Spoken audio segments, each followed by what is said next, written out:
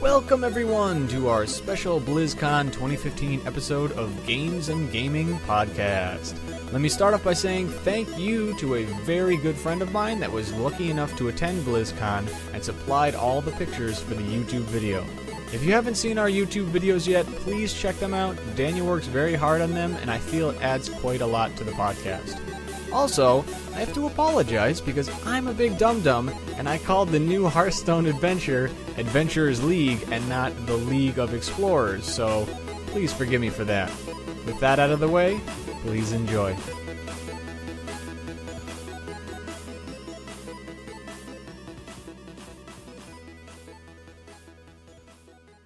Hello everyone, I'm Mark. And I'm Daniel. And welcome to this very special episode of Games and Gaming Podcast. This is something that I wanted to do with the BlizzCon. I was so excited for BlizzCon, and I thought to myself, this is something I want to record. This is something I want to talk about right after it's done. And here we are recording right after the end of it, right after the Linkin Park concert, and we're ready to go, right, Daniel? Oh, yeah. Very much. Oh, yeah. So, I have just so much stuff I want to talk about. I am a Blizzard just fanboy through and through. It's just I can't say anything about that enough. I just love every Blizzard game. They do such amazing work. I'm still geeking out about it. It's so much fun. So I want to just dive right in and just start talking about stuff, and I'm just going to go from there. And the first thing I want to talk about is the Adventurers League, the expansion for Hearthstone. So this is adding a lot of cool things to the game. You know, it's the battle, so you're going to be battling all the cool bosses or whatever, and it looks awesome. They've got all the new cards that are coming out. Every card that was coming out, I'm looking at it and I'm immediately thinking, how can I put that in one of my decks? How can I make this work? And you got to talk, Daniel, because I'm still friggin' nerding out over here.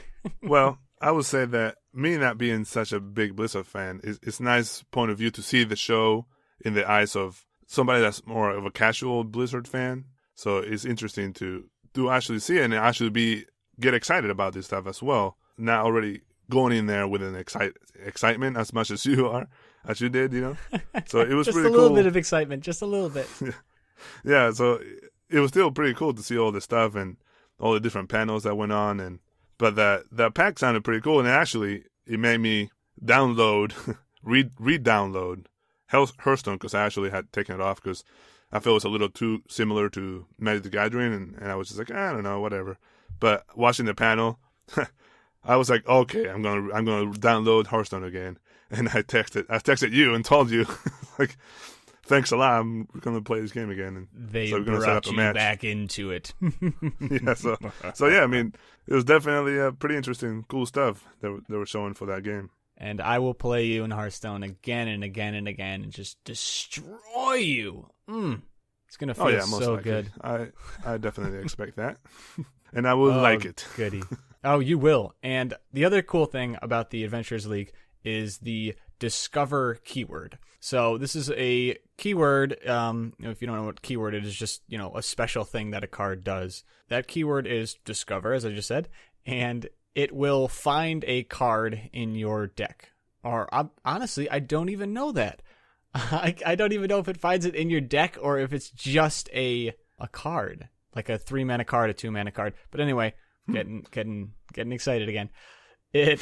When you play a card that has Discover, it will find a 1-cost minion or a 2-cost minion, and then that will be added to your hand. So one of them is a 2/2 minion for 2 cost, and it will discover a 1-mana minion, and then that goes into your hand, and now you've got that, and you're ready to go. So if you, for some reason, well, not for some reason, because all Blizzard game hate me, you cannot get a good opener.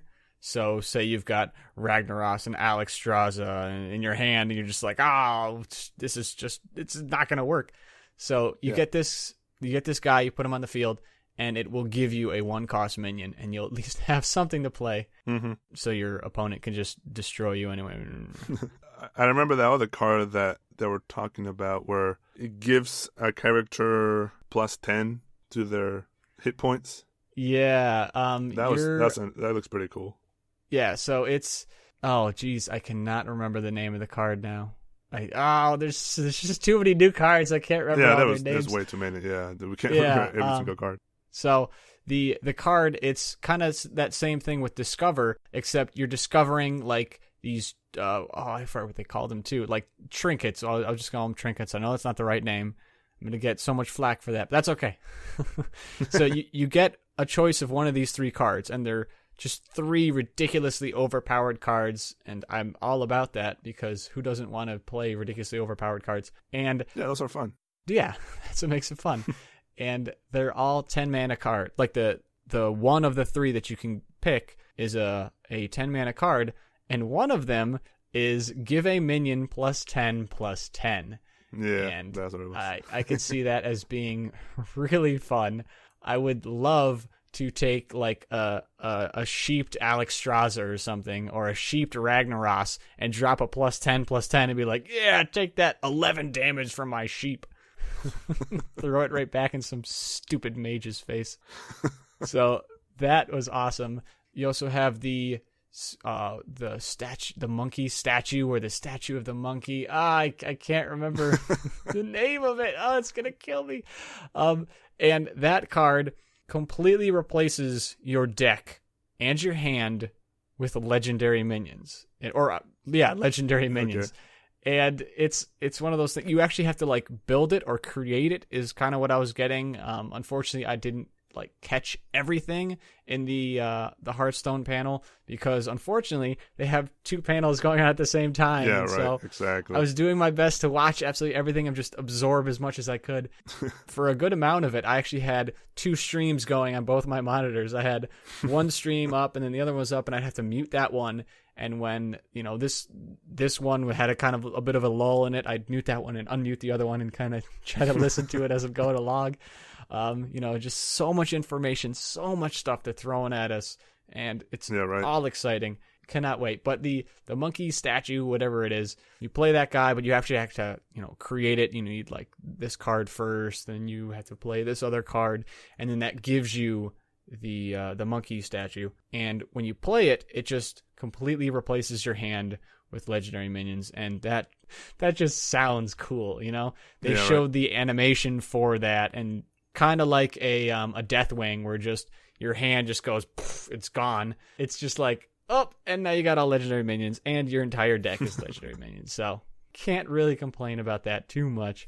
Yeah. Actually getting that card out seems like it's going to be a challenge, but it's going to be one of those just fun moments where you can get it out and be like, yeah, that's right. Kind of like a druid deck that I play that it's like Ancestral Call, and I'm sorry, I'm still geeking out and I cannot remember names of anything. But the card that's in the meta right now, that you play it, 4-cost card, you discard your hand and it gives you 10 mana crystals. So I built a deck around that just because I wanted to play with it so bad. And so you just throw all legendary minions and then a few ramp cards in your deck. And when you can actually get that combo and get it to work, it's so satisfying to do that. And then next turn you got a Ragnaros, or you've got some like a Nefarian, and you just fill your board up with 1/1 minions, which immediately get, just killed off by Arcane Blast or something. But that's besides the point. It's just getting to do those fun things in a card game, there's nothing else like it, I love it. There was also that card, that was the hat, the adventurer hat. I thought it was kind of funny that you get to play a hat. That was another interesting card there. Anything else you want to talk about in Hearthstone, Daniel? No, I don't. That's pretty much the cards I remember, because I was also doing the same type of thing where I was kind of going between different ones, but I didn't have the split screen going. I'll switch to that one, and I switch to another one, I switch to that one, switch to another one, so I didn't catch a lot of that panel. Those are the ones I remember the most. The joys of having fast internet, having 7 different streams going at once. Yeah, I couldn't do it here. So. Oh, okay. Well, then I'd like to talk a little bit about Diablo 3 and the new and upcoming patch 2.4. Yay! So right off the bat, I started out playing Diablo 3 on the PC, because that's how the game was first released. It wasn't on consoles yet. I was playing it with a bunch of friends of mine, friends that I'd played World of Warcraft with when D3 came out. You know, we were online waiting at 3 a.m. for the game to release, and we were in the whole Diablo 3, you know, couldn't play the game. We got error 37. Oh my god. Good old error 37. And so we couldn't play the game for like 3 hours, and you know, we stayed up till 3 o'clock in the morning, and we were gonna play right through till we had to go to work in the morning, and ended up only getting to play for like an hour before we got into work. But you know, so I started out in the PC, and right now I'm playing it on the console, and I only play it on the console now. I just feel like the console version is the way that game is meant to be played. And really? By saying that, I probably pissed off so many people that play it on the PC. But I was one of the people that said, oh, you can't play it on the console. You're ruining the game or whatever. Because I had another friend that only had it for the console, and he refused to get it for the PC. And it wasn't until I played with him on the console version that I said, okay, this is a lot of fun. Yeah, I remember you brought it over, you know, PS4 over, and I played it with you. It was nice. It worked well with the controller. Yeah, and that's something you can't do with the PC version. You can't just be like, oh, come sit next to me and take over half of my keyboard and we can play together. Yeah. It's nice to be able to say, oh, you wanna play this 2-player game? You know, can be up to 4-player game? And that alone, in my opinion, just it makes it better. Cool. So I did want to talk about the now that I got that out of the way, I want to talk about patch 2.4. You know, the reason I mention it is because some of the stuff doesn't come out for the consoles, and actually some one of the things from the console went to the PC because they saw how much people like that. Now that I just mentioned that, might as well talk about it. The kill streak. And the kill streak was on the console version, and you run along and you're just killing stuff, and your kill streak goes up. You get bonus experience dependent upon how many people you kill. It's like, you know, if you kill 100 people in a row, then you get I think it's like a ×2 experience bonus, and then it goes up from there. It's a great incentive to make you want to keep running and keep killing and just trying to keep comboing all these people, so that you can get that nice little bonus experience. I guess it's not so much of gameplay; it's just a graphical representation. That they'll give you a flag, like a new sort of flag for completing the new levels, like higher levels or something. Yeah, that's actually what I was right about to talk about. And the banners. I know you read my mind. Nice. The banners that you mentioned were some things they're doing in the PC version in like the different seasons. Is I don't play the PC version, so I don't know this at all. The only stuff I know is from what I kind of caught glimpses of during BlizzCon, and that is like the banners that you get for completing a season or doing really well in a season. Don't really know, but you know, just a little banner your character holds is a way of saying, hey, I'm better than the rest of you. Like a bragging right type thing. Yeah, a bragging rights kind of thing. The set dungeons are another cool thing that they just announced. And the set dungeons, what they are is if you have a certain set, the one that I can't remember the name of that I'm wearing, that set corresponds to a portal out in the world. They give you a very cryptic clue as to where that portal actually is in the world, and then you have to go out and find it. And if you're smart enough, or if you know how to use Google, you can go and find that portal and then do a set dungeon. Now, what these set dungeons are specific to each character and set that they're wearing. So because I have a dashing strike and I'm zipping all over the place, chances are the challenges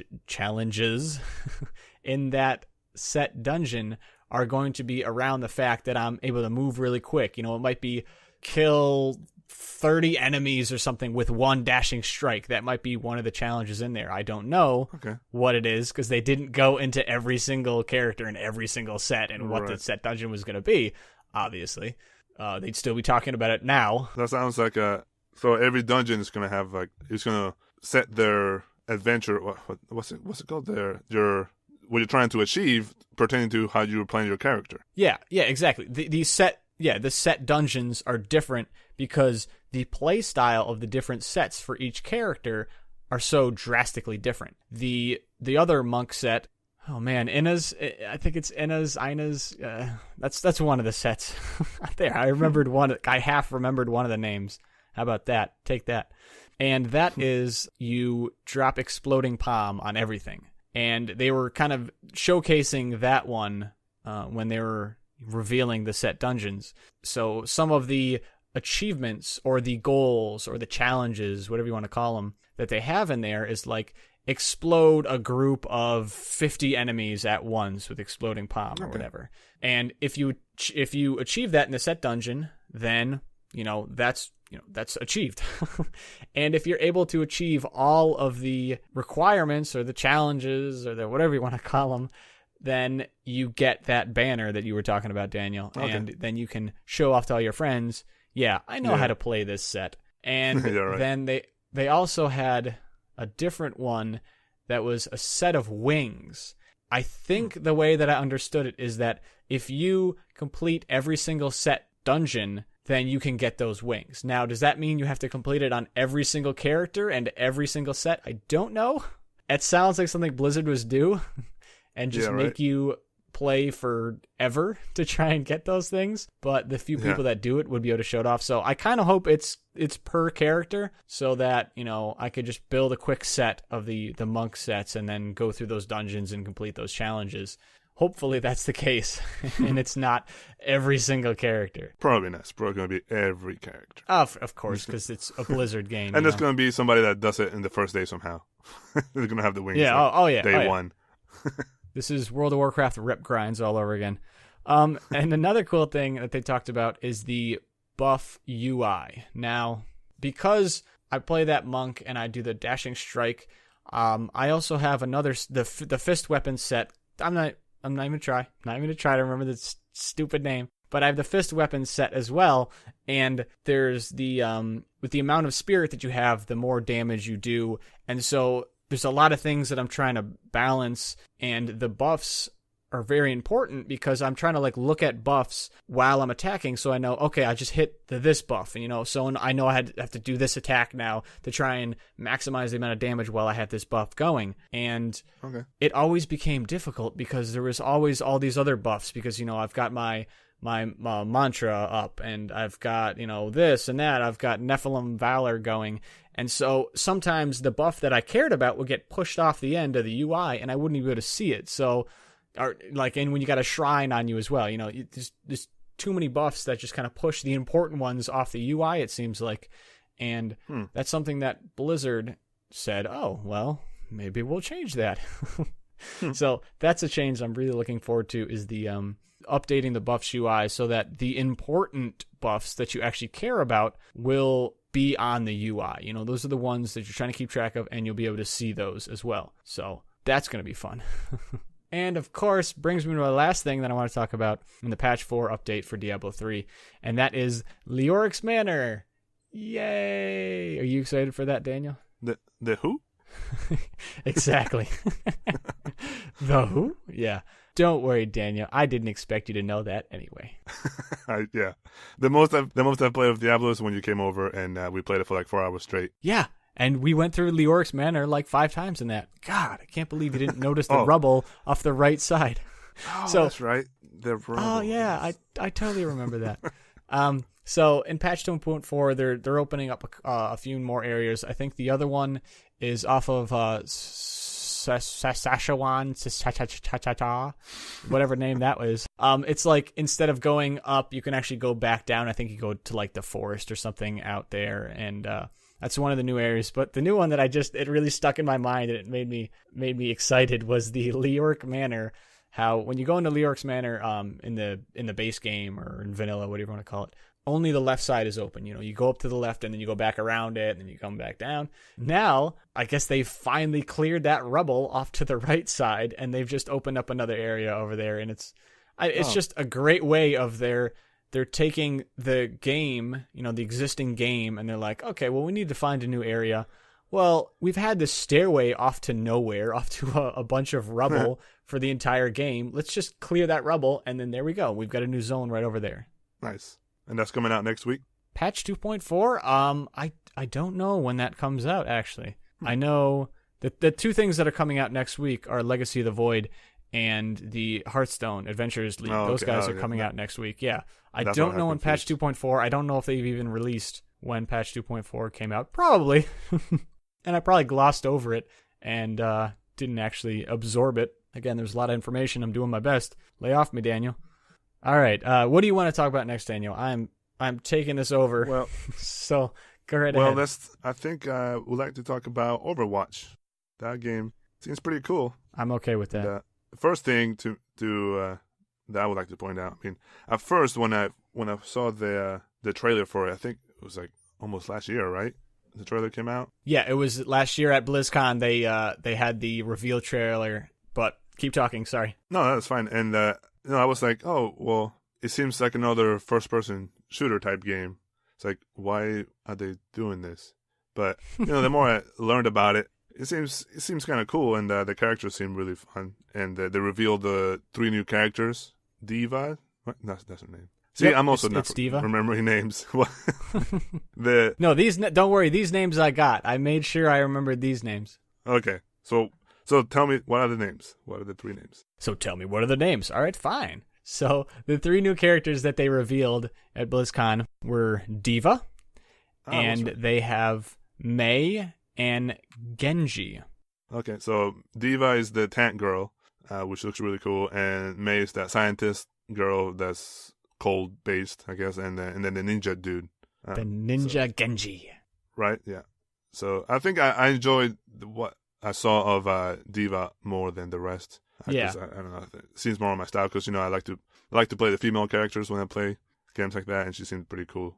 And I like how her ability of she's running around. She's running towards you in her mech, and then she just jumps out, and the mech goes towards you and blows up. That's kind of fun. And then she has to run back. So then she has no armor. She only has one little handgun. Yeah. So she has to run back, and I guess the mech reappears. It charges up and then reappears. Yeah, it's the ult. So when you get out of the mech, the ult for being out of the mech is summoning a new mech. So it's really up to the other team when you drop that mech. If you don't wipe out the entire team with that giant explosion from the mech, is they have to try and kill you really quick, or you're gonna just summon another mech and come right back into the fight. Yeah, so it seems kind of fun. You're kicking butt. You run around with the mech. Oh, and it flies. That's kind of cool how it glides. And then as he's gliding, you can jump out of it as well. And then it jumps out. You jump out, and then you gotta start running. Take off so they don't kill you and try and survive. So that's kind of fun little thing. And I didn't see much about the ninja dude. I was just like, meh. Because it's just another ninja dude with a glowing green sword. Who cares about that? Yeah, and the ice girl looked kind of cool though. She has that ability. She can summon a wall of ice or whatever and lift you up. Yeah, that looked really cool. Yeah, and then the wall is like a climbable wall, so Hanzo can run up on top of the wall and sniper. Yeah, that was really cool. Yeah, what was your favorite character out of those 3? Oh, come on. It has to be D.VA. Oh, nice. Okay. She might be my favorite character in all of Overwatch right now. All 21 characters that will be out at release. And I do like that Blizzard said they don't right now have plans for more. Well, okay. It's not entirely true. They said they're going to develop more characters. Now, I don't know if that means that's, in the backstory, in the lore, that they're going to develop these characters, or they're actually going to implement them in the game.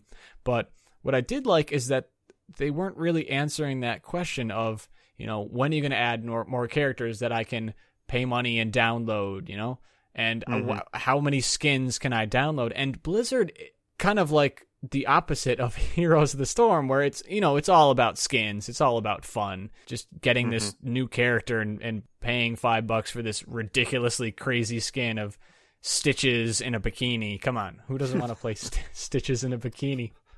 And so when they're talking about Overwatch, they were saying that, well, we're not really going to be doing that kind of thing. I don't think that they completely said, no, we're not adding any new characters, or no, we're not going to add any new skins. Yeah. But it wasn't like something they're or that they were pushing. It wasn't like saying, oh yeah, and on day 1 you'll be able to buy this new character, and on day 2 you'll be able to buy all these new skins.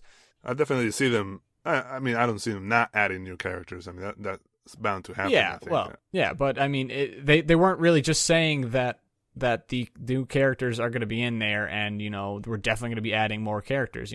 They kept saying we feel really good with how the game feels with these 21 characters. There's enough interesting differences between the characters and between the gameplay that we kind of want to keep it around here. We think we found our sweet spot with these 21 characters. Yeah, that's cool. I'm all about that because I like the balance. Definitely, I don't like the overpowered characters and whatnot. I mean, I'm pretty sure somebody's going to find some crazy combination that is going to be overpowered for a little bit. I mean, that's not something that could be helped or prevented. That happens in every games, and that's why Blizzard has huge balancing teams that every day are looking at stats and looking at the data. And I mean, I've seen some people streaming the beta of Overwatch, and there's a few characters that seem a little overpowered. Maybe Widowmaker, if you've got a really good Widowmaker player that can just pick off those people from across the whole map, But then that's something that I was talking with another friend of mine, is that Widowmaker has a charge shot on her sniper rifle, so it doesn't get to full power for like a second or two. It might even be like 3 seconds. So you have to pull up the scope, and then you sit there and you watch ding ding ding, and then it gets full power. So you can't be just sniping and something and just killing person again and again and again. You actually have to pull up the Skype or the sniper, and you have to get that headshot from all the way across the map, and then you have that second or two that your shot still does damage, but it doesn't do full damage. Yeah, it's not like the Call of Duty thing where you can do like a snipe shot. Like, I forget what it's called, but it's basically you hit LT to aim, and you can immediately shoot. Like 1 second, boom, boom, you it's like a snapshot type thing, and people use that to snipe. 360 no scope, bro. What's that? Do you even 360 no scope? No. No. So the other thing about that they mentioned was the infinite ammo. How there's no cap for your ammo. So that sounds kind of cool too, because that's another thing that gets kind of annoying. And they talked about how they tried adding ammo, and people were saying that there's so much ammo everywhere. What's the point of even having ammo? Yeah. And then so they took it off, right? Took some of it off, and they were like, well, now there's no ammo anywhere.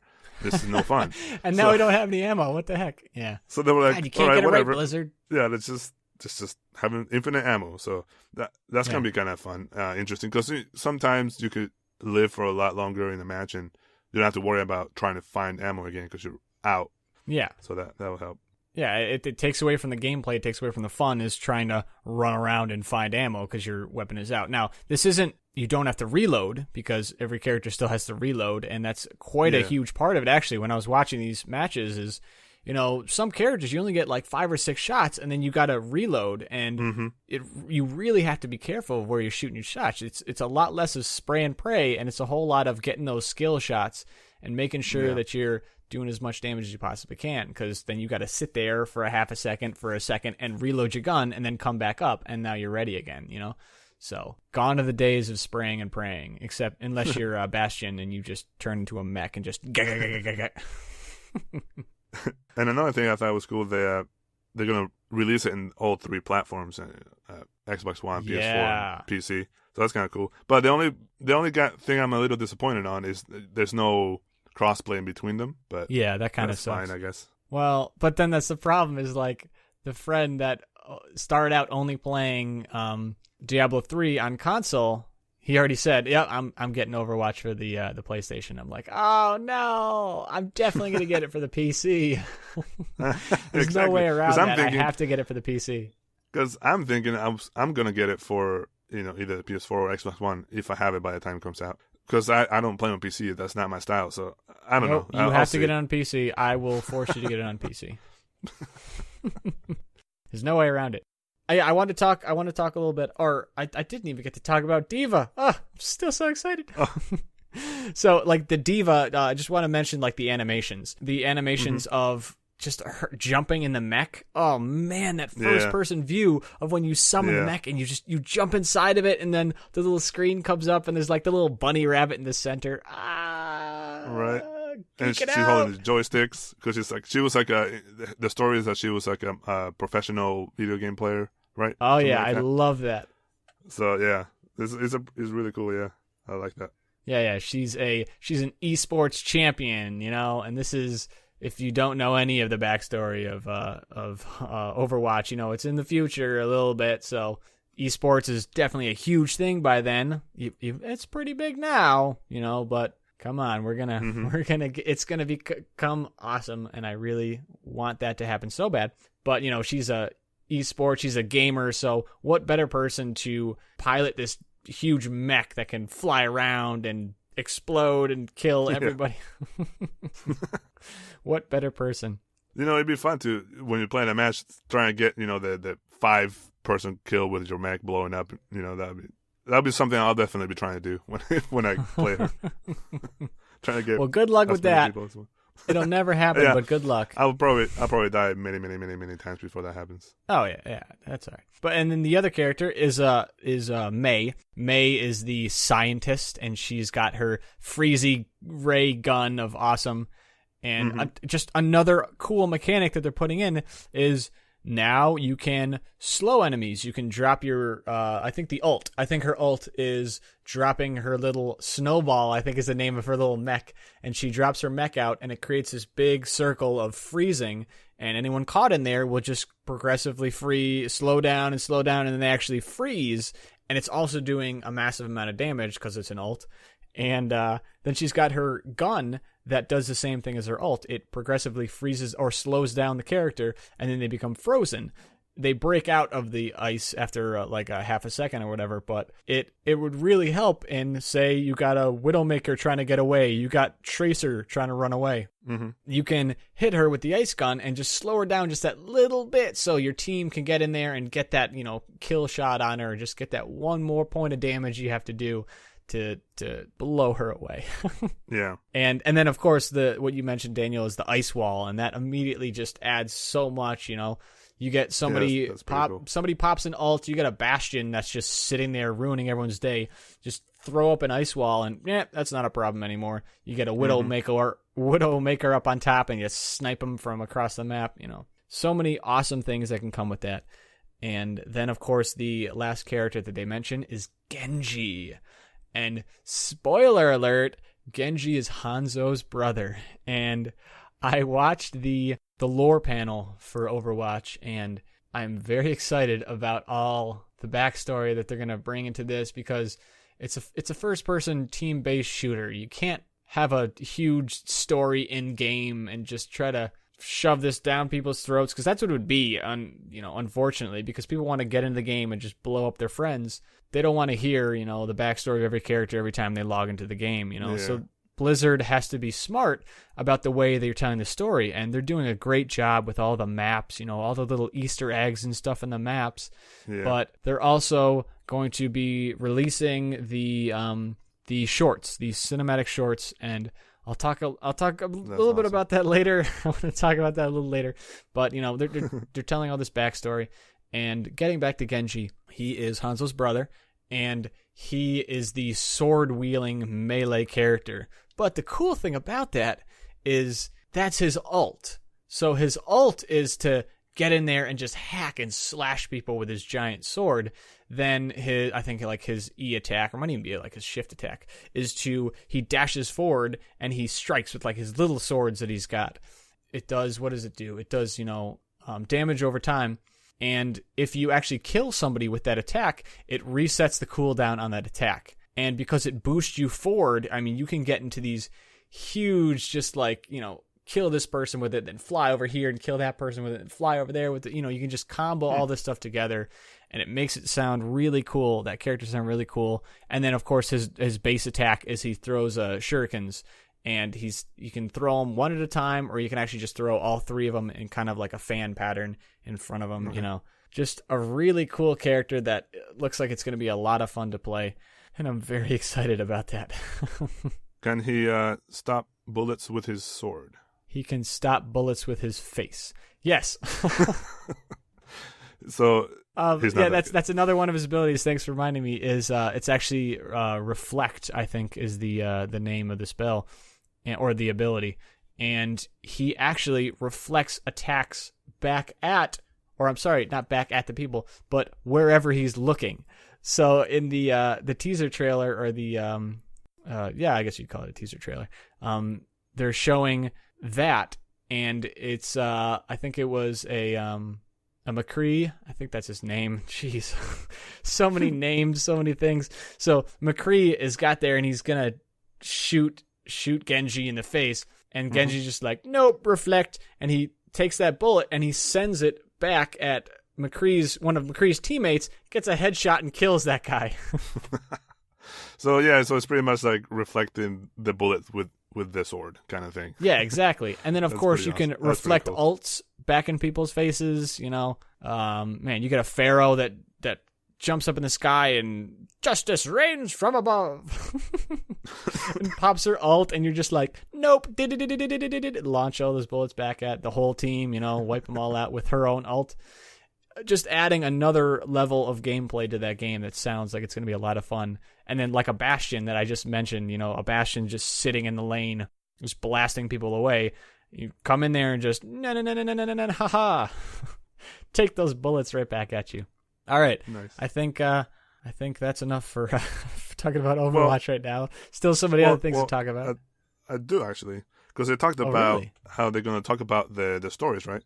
And I thought it was really cool. They're going to be. I was going to bring that up later, but you know what? Let's talk about it right now. The animated shorts and all the backstory. Well, that, and they're talking about releasing comic books. Yes, but not to buy, like free online. So that's really cool. Because I'm a huge comic book. Yes and no. So. Yes, they're going to have the little comics that they're going to put up online for free. And hey, I'm always about free stuff. But Blizzard is actually creating a graphic novel that they will sell, and they're doing that all in-house. So it's going to be a Blizzard comic production. I don't even know if that's a company. But it's going to be completely made in-house, and they're going to sell that graphic novel. And if they had a pre-order out right now, I'd have pre-ordered it already. Yeah, because he was talking about like they don't have to they want to do it in-house because they don't have to worry about dealing with the other company's schedule or whatever, and the way they do things, that way they can do the things exactly how they want. So that's really cool. So I'm excited for that. Most publishers want to make money and put out products. Blizzard doesn't care about it. Blizzard's got enough money. They're just like, we want to tell stories now, you know? I'm pretty sure at this point Blizzard has all the money. Just all of it. So they're just allowed to do whatever they want. And I am grateful for that, because all of us, get to reap the benefits of that. Yeah. But I didn't hear much about the shorts, though, the cinematic shorts. I only heard about the comic book stuff. So what do you have to say about that? The shorts? Oh, the cinematic. So I almost started talking about it right away when you mentioned the cinematic trailer they revealed last year. And so that cinematic trailer that they revealed last year was 6 minutes long. I mean, that is a long cinematic, you know? It's, oh man. You think about, World of Warcraft cinematics, they're a minute, maybe a minute and 30. And just because of the fact that they're not doing super duper ultra realistic graphics and they have to animate every single hair on some guy's arm, they're doing that, more of the like anime style kind of thing, where everything is kind of almost like the shells are cell shaded, obviously not, but more stylistic type style. Yeah, exactly. It's stylistic, so you're not having to animate everything just perfectly. And don't get me wrong, the cinematics still look beautiful, but they can just make so much more of it, and it doesn't cost ungodly amounts of money. With the opening cinematic, you got that 6 minute long cinematic. When they announced that they're going to be releasing the shorts, I was so on board. And what it sounded like what they were saying is that they're going to release a short for every single character. So we have the potential of having 21 shorts also released that we can watch. And oh man, if they're all 6 minutes long, I might just die of happiness. But I strongly doubt that's going to be the case. They're gonna tell their story in whatever time that they can fit it in, and I'm pretty sure that Blizzard, the cinematics guys at Blizzard, are gonna figure out how to do that, and I'm confident of it. But They showed that little teaser of it as well, and it just a storyboards. Some of it was actually animated, some of it was finished, but they're shown like storyboards as well, and even the storyboards look like they're going to be cool. Oh, I'm so excited. Yeah, it's pretty cool learning about the characters, because at the end of, I think it was the end of that panel, that one kid came up and asked him about, why does the guy care so much about the glasses getting broken or getting stepped on? Yeah, Winston. Yeah, and they were like, oh man, just like, we want to tell you, but you have to watch you're going to find out, pretty much what I said. You're going to find out in the shorts. So that's pretty cool, Yeah, and I don't know if you saw it, Daniel, but right before Linkin Park played, they were doing an interview with Chris Metzen. Yeah. Oh, he started almost crying about it? Yeah, he did. He started crying when he was thinking about that moment. He actually claimed that as his favorite moment of BlizzCon this year, is when he was sitting up there and he saw the timer. The timer had just run out or whatever, and he was like, okay, we're going to have to wrap this up. And then he like through the haze, I think is the way he said it. He saw a little kid coming up, Yeah, you just see this like 9 or 10-year-old kid walk up. And Chris Metzen was just like, oh, please, I hope we have time for one more. And then the guy's like, this will be our last question. That awesome guy that was holding the mic for everyone that was asking a question in the main stage. That guy's my hero, by the way.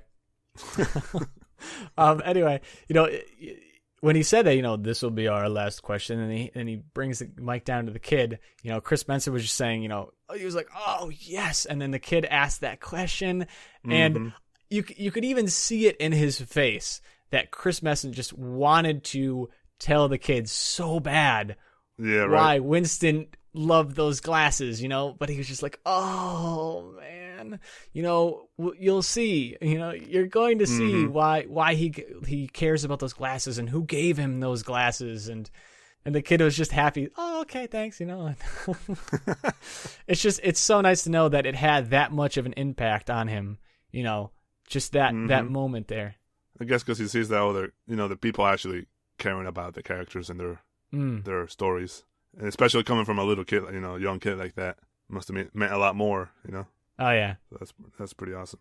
So, oh man, I guess we can move on to World of Warcraft now. Well, for one quick question. What's up?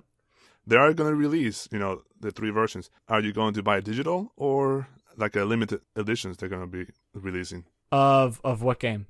Of Overwatch, because they're gonna have that limited editions. Oh, like the super collector's edition. Yeah, are you gonna be doing the digital? Well, I've already pre-ordered Overwatch. Like as soon as they said pre-order now, I was just like, okay, fine. I went on, I pre-ordered it. So this is something that I'm really glad I listened to the panel that they're talking about this in, because I didn't even know this. Is I also pre-ordered Legacy of the Void, which is coming out on the 10th. It's coming out in 3 days. Tuesday. So close.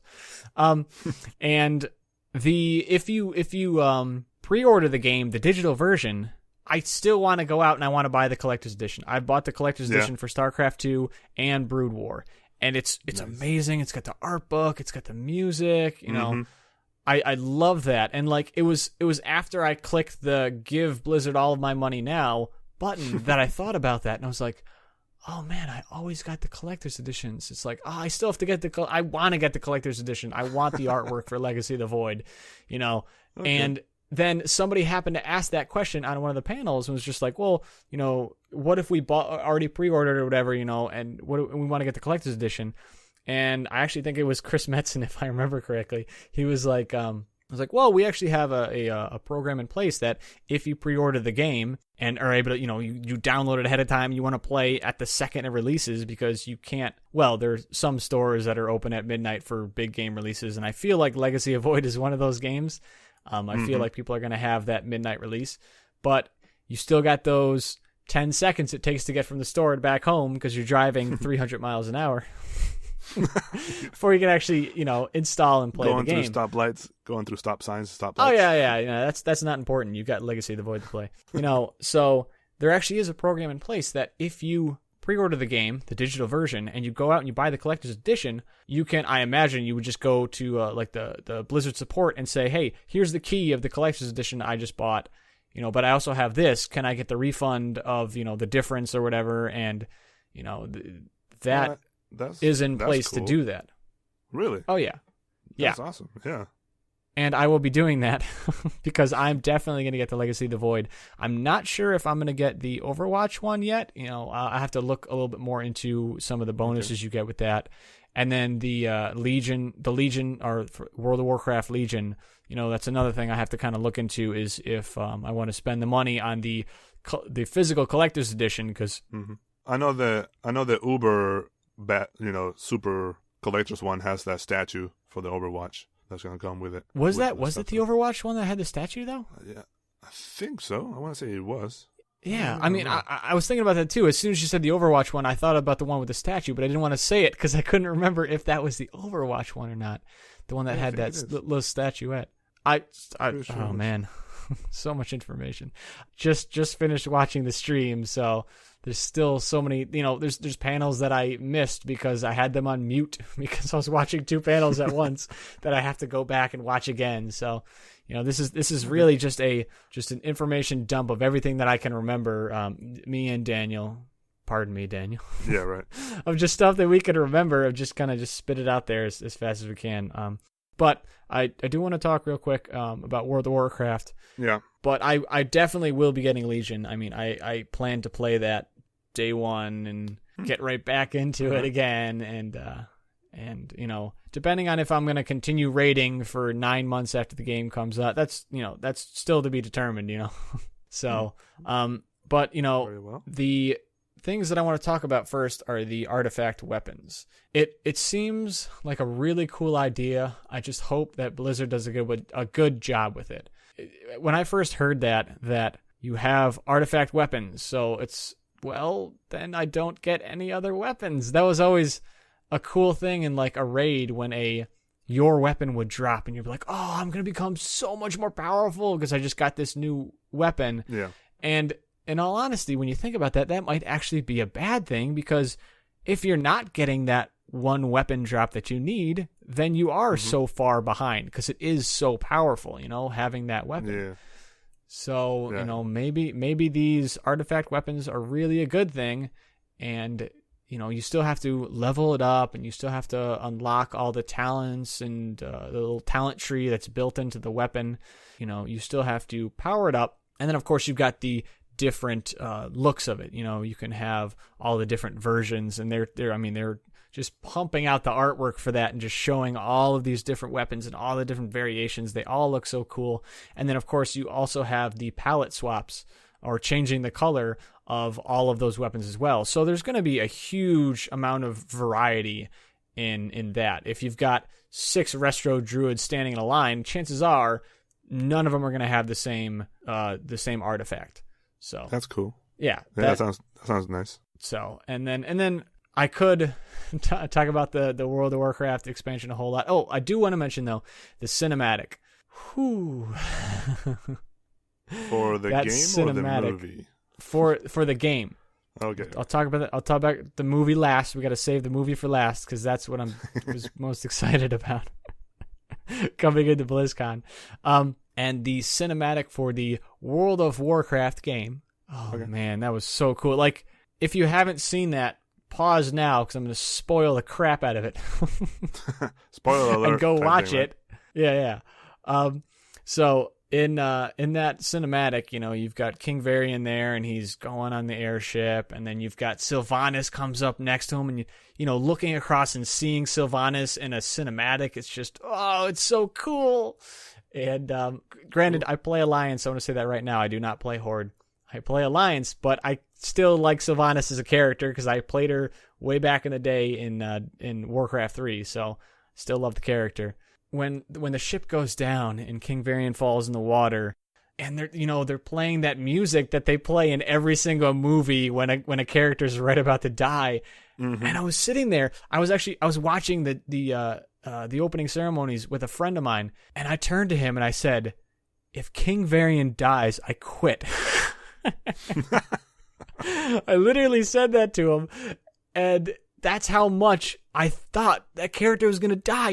He had the intro where he's saying, I may not, or I'm sorry, Chris Menson, the voice actor, said, like, I may not come back alive, paraphrasing whatever it was he actually said. But, he hints to that in the very beginning in the cinematic. And then when the ship goes down and they're playing that sad music and he's slowly sinking in the water and you're like, no. And then he's like, some things are worth fighting for. I'm destroying these quotes, by the way, but these are how I remember them, and then, his eyes open and he jumps up out of the water and he starts just hacking and slashing these infernals and these, demons. And, then you see Sylvanas in the background and she's shooting her bow. If you can't tell, I'm very excited. And then he screams. Here's the one quote I will get correct. He's like, "For Azeroth," and then, oh man. So, yeah, that was a really cool cinematic, and yeah, me not being a WoW player, I was still really into it. It's like, man, that's really cool stuff. And yeah, the whole scene about him in the water and the close up of his face is so amazing. Like the movement, the little twitches of the muzzle, it's just amazing. And then he just opens his eyes and it's like, I'm gonna kick some ass right now type thing. It was time to kick some ass. I think that's actually his quote, was time to kick some ass. If I remember correctly. Yeah, I think so. Yeah, I think so. I think that's what I want it to be in my head. Yeah, again, I want to move on from World of Warcraft. I could talk about that all day. Oh wait, one more thing. Is it all right if I say one more thing, Daniel? Is that okay? All right. Oh, yeah. Okay. You can do it. I'll allow it. Okay, thank you. The transmog. I just want to very briefly mention the transmog, and that there's no more full void storage of every single weapon I've ever got. I am excited. It's the Diablo of, when you get a new weapon, you unlock that transmog from that weapon, and you can collect the whole set kind of thing. Huh. And that is amazing, and I love it, and the best part of that, in my opinion, is it's account wide, because I have unlocked Thunder Fury. Wow, almost forgot the name of Thunder Fury. So I have unlocked Thunder Fury on my warrior character, but of course nobody else has that. No one's even close to unlocking that, and I was like, I'm not going to even try to get this weapon on any other character, but I do have Thunder Fury on that one character, and the coolest thing it's account wide. So any one of my characters that can carry a two-handed sword can have that transmog of Thunder Fury. That's pretty cool. So that's all I wanted to talk about with that was worthy of one more thing to say. Oh, thank you. I'm glad you approved. The last thing that I want to talk about, and then I'll give you a chance to talk, Daniel, and then I can finally take a breath because I've been talking nonstop this entire time, is the Heroes of the Storm. They announced the new characters there, and just Cho'Gall. Oh, man. That character sounds so much fun. I have only played Heroes of the Storm a little bit. I've not been playing every single day. I kind of wish I had the time to do that, because that game's a lot of fun. It's a MOBA that I can jump into, even though I suck at MOBAs, and still enjoy myself, still have a good time. And the Cho'Gall character, it feels like it breaks the game so much, because you've got two characters controlling one person. It doesn't. How does that make sense? How do you make that work? But apparently Blizzard found a way, and oh boy, am I excited for that. So, all right, Daniel, I'll give you a chance to talk, because I got to take a break. I gotta breathe here. I gotta try to calm down a little bit. Okay, well, I guess that what I will talk about is not so much, since we kind of talked about all the games now, we can talk about the different aspects of the BlizzCon, like the cosplayers, the sound panel that they had on it. I found really interesting. Even the concert and the Will Wheaton presentation, I guess, is his hosting of the cosplay contest and the talent show. I found his monologue, I guess, before it started everything. He came out, first of all, if you don't know who he is, he used to be in Star Trek, and he's also hosts a YouTube channel about board games.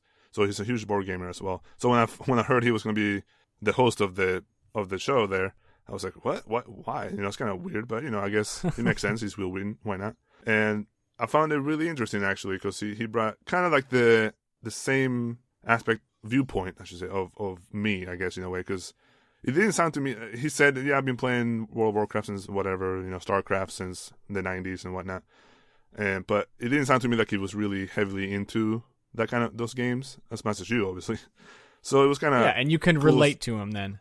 Yeah. I think that I think maybe that's why they picked him to do that, to be the host there. And his presentation was funny. He came on a little bit. I could tell he was a little nervous coming on there. Yeah, but he was definitely nervous at the beginning there. Yeah, I think he finally, but after a little bit, he got into the groove and started doing much better. I did find his overall message though was pretty cool about don't be rude to use PG G-rated words.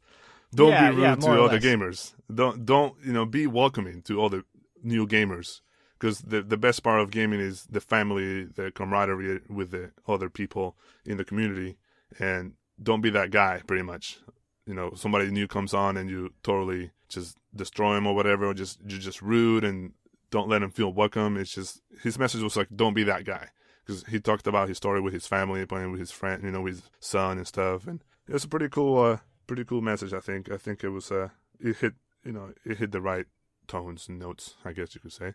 So what do you think of that? What I think of Will Wheaton? Of that message, of his pretty much. His overall sorry, message. yeah, the message he was bringing across. I mean, of course, I agree with it. It is something that I noticed is how many times they used the word community in BlizzCon. It felt like at every panel, at every little interview, they were saying the word community, and I feel like that was a something that Mike Morhaime, was really trying to push. Is the president of Blizzard, Mike Morhaime. I think that was probably like he sat everyone down and said, "Okay, use the word community." Yeah, this is our message for this convention. Community exactly. with gamers, because even the cosplayers talked about the community and stuff and how that helps with cosplaying and the support that they can get from everybody else, and also how Will Wheaton, I definitely believe that he's like a nerd, like he loves the video games and board games and all of that stuff, definitely. And I love cosplaying, even though I don't do it. I've done it one time with I was with you in AutoCon. I love looking at cosplayers, and I know how hard it is, and seeing a good cosplay is so cool. And how hot and sweaty they can be. Yeah. So right before the start of the show, the contest, he was explaining why he loves cosplaying, and I totally understand what he says. Like, because cosplaying is like one of the best ways to show your fandom. Is so more you. It's like it's more a part of who you are, and that's how you express your love for a certain aspect of your nerd, your nerddom, I guess you could say. Yeah. So I could definitely believe that he truly does love the cosplay and stuff. It was pretty cool seeing his reactions to other players and to other cosplayers. And right when they were announcing the top 4 winners, as they were about to announce the top winner, which is his costume was amazing, Papa Cosplay. I actually remember his name. From France. Look at that. You did better than I did. Well, because he was also in the cosplay panel that I watched. So he talked a little bit there. So that helped. But yeah, right before he was about to announce the winner, the second and third player cosplayers were right next to him. And then Will Wheaton stops. Like, okay, it's like, hold on, everybody. It's like, I just want to tell you what I just heard. This guy right here leaned over to her and said, "See, I told you were awesome," to the second place girl. And it's like, and that's what it's about right there. He was like, truly like showing how the community could be so good, and that's how he wants people to be. He's like, and I thought it was pretty cool how that guy was like, "I told you were awesome," to that girl. So yeah, it's pretty cool. And then that guy came out and was just like, "Oh yeah, we watched the show together. We were watching the whole show and all together over the phone, watching the same stream." So, yeah.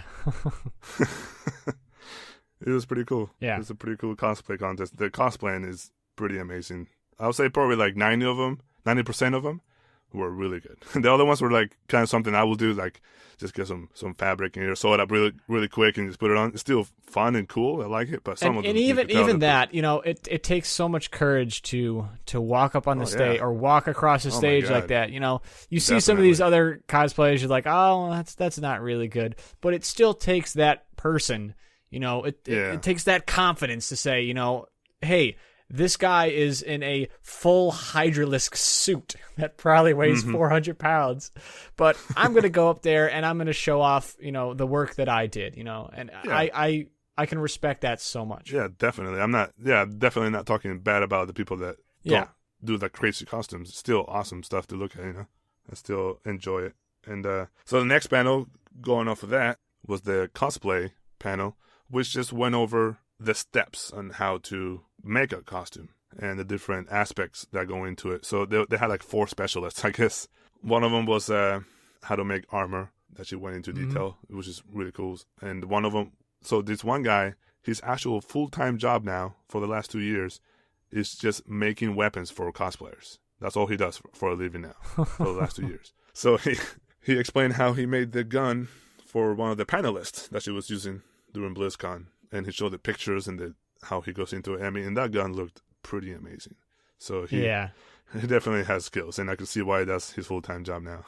And then the other one that I remember the most also is, remember the, I don't know the name, but it was that gorilla in the... Winston, yeah. Winston, that's what it is. She was in the panel, because I guess her specialty is doing the oversized costumes. And she explained how to do it, and it was really, really informative. And a lot of them pretty much said, just go out and do it.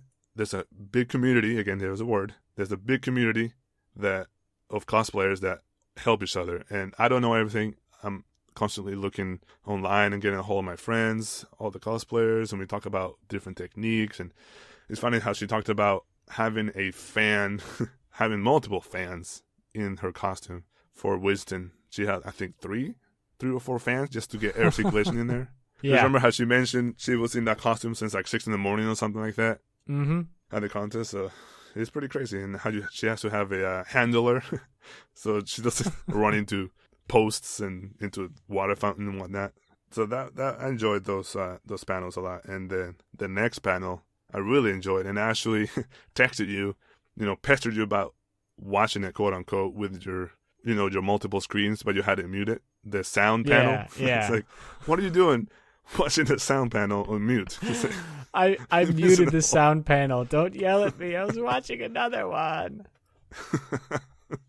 So that was really cool. And seeing how they record the different sounds and the things they use to create the crazy scientific crazy sounds that they do, and it's just like, oh, they just scraped the thing on the wall, and it's like, oh, they just jumped on some plank, some wood or whatever, and just like regular sounds you hear every single day. They make them into these amazing sounds for their cutscenes and stuff for StarCraft and whatnot. Yeah, for the Legacy of the Void, they're making all these futuristic Protoss cool sounds, and it's like, oh yeah, that's a dog growling and us squishing a melon and us banging a sheet of metal, and we just went.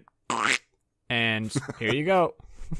Right, and then after they show you those, then they play that same scene again that they had shown you previously, and you can actually kind of pick it out after that. It's like, oh, there's the dog, oh, there's the whatever, and oh, there's that thing. It's pretty cool. And then the guy made a sound right on stage. He has some little weird sound thing and some wind chime looking thing. Hey, this is something that I did unmute. Thank you very much. When he had his little wind chime. He had his wind chime, and he took it and he edited it and he made it into some amazing ambiance background noise that you would never think that came from a wind chime. It's mind blowing. I know, exactly. I was like, damn. It's like, dang. And some during the Q&A, some guy asked him, like, what can I get that's not super expensive? And he goes right there. He goes, oh, the thing I was using there is like $50. That software. I was like, oh. It's like, I was thinking it's gonna be hundreds and hundreds of dollars for this software. Oh yeah, you would think. Some of the software he was using was just $50. That's not much at all for good software for sound like that. These professional guys are using it, so it must be okay. Did you like his program, the Dragon Drop? Yeah, that he made. Yeah, I found that cool. Very amusing. Oh, and I made this little software here, the Dragon Drop, and dragon as the mythical beast, not drag and. So. Yeah, right. And I guess another thing that he was trying to drive home was everybody's asking, oh, what kind of mic should I get? What kind of software and whatnot. He's like, dude, he's just like, just go to Radio Shack. Just buy a mic. He's just like, no, having sound any kind of sound is better than having no sound. So just go buy a little mic, Yeah. just start recording stuff, and start mixing. I mean, that's the only way to get going with that stuff. But yeah, I think that's pretty much it for those panels. Whew. Still so excited. I think we should end it here. Daniel, you got anything else you want to add? Yes. Good. One word. We don't have time. 1 or 2 words. BlizzCon. You remember that? Oh, I have to applaud that, good sir. Oh, BlizzCon. Yes, that was Overwatch. Okay. Thanks, because now I really want to talk about that for another 6 hours. I just couldn't help myself when he said that. I was like, oh my God, that'd be amazing. All right. Okay. If you really care, I'm sure you could Google BlizzCon right now and you'll see what they were talking about. Okay. Yeah. With that, thanks again, Daniel. I hate you. Good ending. Okay. With that, of course, you can reach us on Twitter at Games and Gaming. You can email us at gamesandgamingpodcast@gmail.com. Our website is gamesandgamingpodcast.com. And until next time, I'll see you online. And I'll see you at the table.